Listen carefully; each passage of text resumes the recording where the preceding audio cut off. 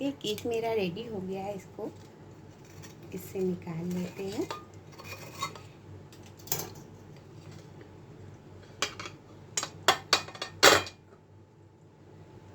Cake को थोड़ा सा ठंडा होने दीजिए।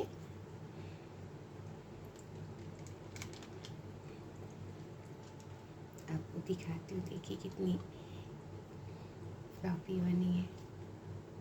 इसको कट कर लेते हैं।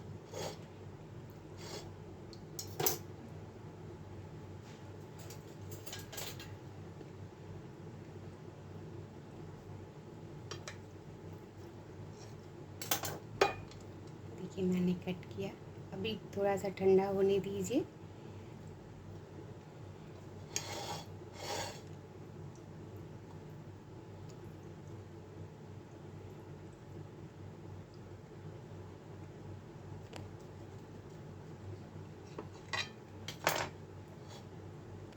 Thanks for watching.